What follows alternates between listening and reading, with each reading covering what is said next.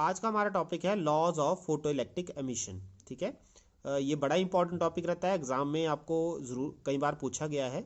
और कई बार ये अकेला आपको लॉज ही आ जाते हैं या कई बार इसके साथ आपको फोटो इलेक्ट्रिक इक्वेशन का आर्टिकल भी आ जाता है।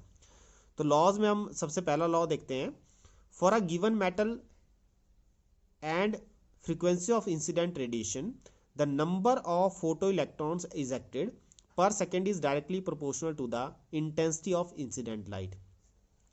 कि अगर आप मिनिमम फ्रीक्वेंसी जितनी उसको रिक्वायरमेंट है उतनी दे रहे हो तो उसके ऊपर जो आपके फोटो इलेक्ट्रॉन जनरेट होंगे वो आपके डिपेंड करेंगे कि आपने कितनी इंटेंसिटी ऑफ लाइट दी है।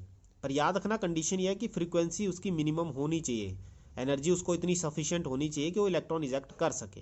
हाँ, उसके बाद ये कहता है कि नंबर ऑफ फोटो इलेक्ट्रॉन जो है कि कितने फोटो इलेक्ट्रॉन जनरेट होंगे या सरफेस पे आएंगे वो डिपेंड करेगा कि आपने उसको इंटेंसिटी ऑफ लाइट कितनी दी हुई है। तो इंटेंसिटी मैंने आपको सिंपली कहा था नंबर है, इंटेंसिटी नंबर मतलब कि कितने नंबर ऑफ फोटोन्स आपके सरफेस पे गिरेंगे। ठीक है, जितने नंबर ऑफ फोटोन्स गिरेंगे उतने ही आपके फोटो इलेक्ट्रॉन जनरेट होंगे।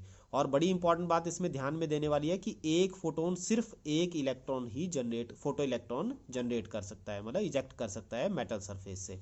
तो जो आपकी फोटो इलेक्ट्रॉन के नंबर है वो सिर्फ आपका इंटेंसिटी के ऊपर डिपेंड करता है, उसका फ्रीक्वेंसी से अदरवाइज कोई कंसर्न नहीं है। हाँ, इतना ज़रूर है कि फ्रीक्वेंसी आपकी मिनिमम होनी चाहिए ताकि वो उसको इजेक्ट कर सके।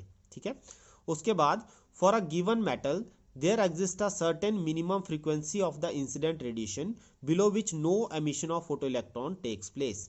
हाँ, ये ऊपर वाला एक्सप्रेशन ही हम कंटिन्यू करेंगे कि आपकी जो फ्रीक्वेंसी है वो इतनी होनी चाहिए कि वो मेटल सरफेस से इलेक्ट्रॉन को निकाल सके।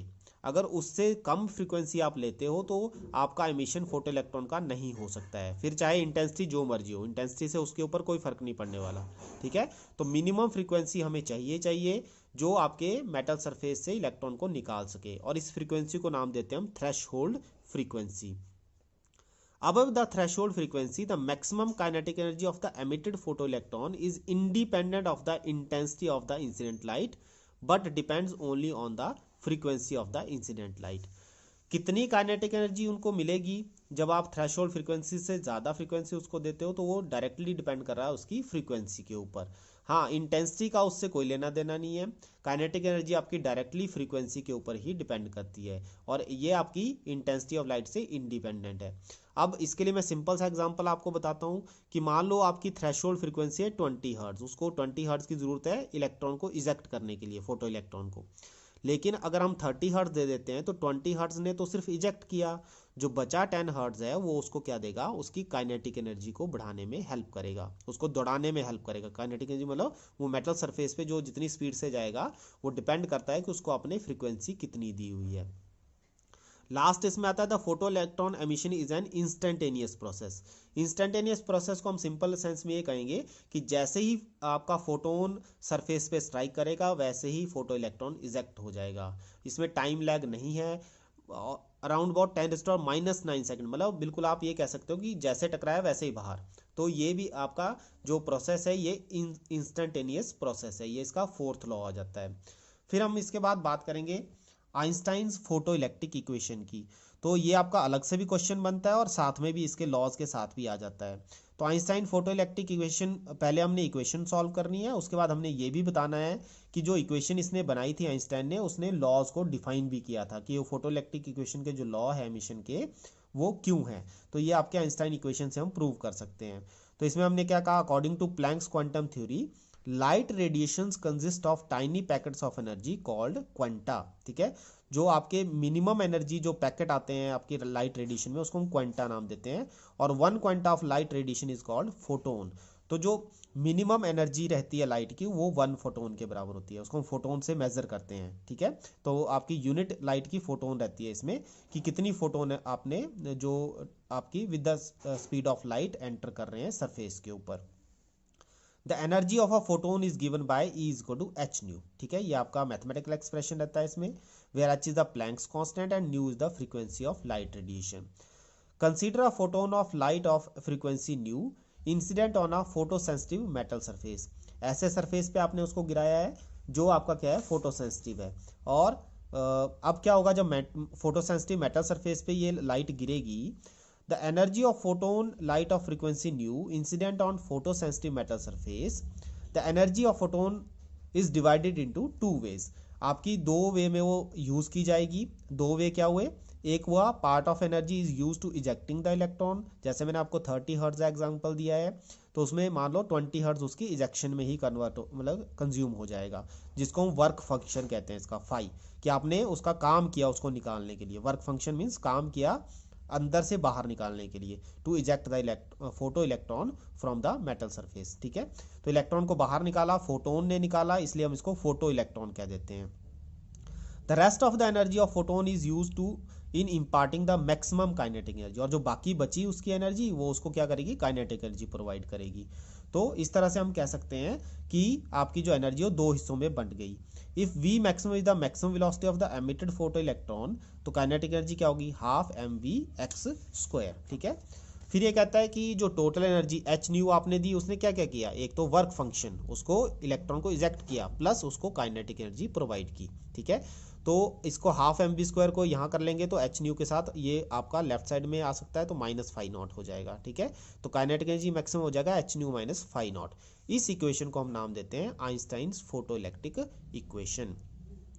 फिर ये कहता है कि अगर इंसिडेंट फोटोन आपका थ्रेशोल्ड फ्रीक्वेंसी के बराबर ही एनर्जी लेके आया है, तो वर्क फंक्शन आपका होगा H new not. H new not आपका न्यू नॉट इसमें थ्रेशोल्ड फ्रीक्वेंसी हुई, तो दैट मीन्स आप इस इक्वेशन को फाई नॉट को और क्या लिख सकते हो, एच न्यू नॉट।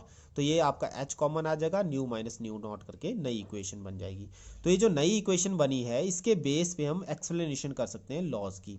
सबसे पहला लॉ कहता है क्योंकि वन इंसिडेंट फोटोन एक ही इलेक्ट्रॉन को इजेक्ट कर रहा है, तो फोटो इलेक्ट्रॉन को इजेक्ट कर रहा है, तो दैट मीन्स जितने आपकी इंटेंसिटी बढ़ती जाएगी वैसे ही आपका नंबर ऑफ फोटोन्स इजेक्ट होते जाएंगे। तो पहला लॉ इसने इस तरह से एक्सप्लेन किया कि one photon one photo electron को ही इजेक्ट करता है, भले उसकी फ्रीक्वेंसी आप ज़्यादा लो, चाहे मतलब जितनी मर्जी बढ़ा लो, उससे फर्क नहीं पड़ने वाला, एक एक को ही इजेक्ट करेगा। तो इसलिए नंबर आपका डायरेक्टली प्रोपोर्शनल रहेगा फोटो इलेक्ट्रॉन के बराबर। दूसरा ये कहता है कि अगर आपकी new less than new not है, यहाँ पे न्यू छोटा है न्यू नॉट बड़ा है, तो काइनेटिक एनर्जी का एक्सप्रेशन नेगेटिव हो जाएगा, क्योंकि नेगेटिव एक्सप्रेशन है, ये बड़ी वैल्यू होगी। तो काइनेटिक एनर्जी कभी भी नेगेटिव नहीं हो सकती है, तो ये इम्पॉसिबल है। तो दैट मीन्स आपका कोई भी फोटो इलेक्ट्रॉन एमिशन नहीं हो पाएगा अगर आपकी काइनेटिक एनर्जी नेगेटिव आती है।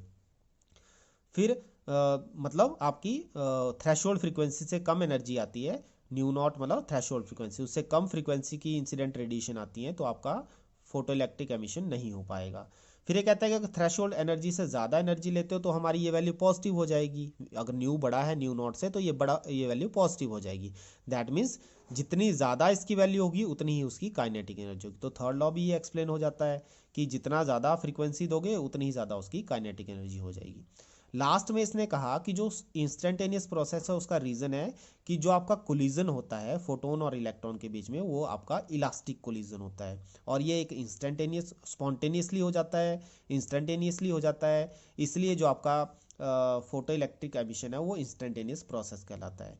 तो इलास्टिक कोलिजन में आपको पता है एनर्जी लॉस क्या रहता है आपका, जीरो, और एकदम से ही आपका ट्रांसफर ऑफ एनर्जी हो जाएगा, और ट्रांसफर ऑफ एनर्जी होने से इलेक्ट्रॉन इजेक्शन आपका जो हो जाएगा एकदम से इमीडिएटली, जिसको हम फोटो इलेक्ट्रॉन नाम देते हैं। ठीक है, तो इस तरह से आप 4 लॉज को इस इक्वेशन से, जो कि आपकी आइंस्टाइन्स इक्वेशन है, उसको एक्सप्लेन कर सकते हो। तो आपको पेपर में पूछा जा सकता है कि what are the laws of photo electric emission and derive these laws by using photo electric equation. तो फोटो इलेक्ट्रिक इक्वेशन से हमने ये सारे लॉ जो हैं वो डिराइव किए हैं। ठीक है, तो इसको आपने बहुत अच्छे से कर लेना है। आज के लिए इतना ही काफ़ी।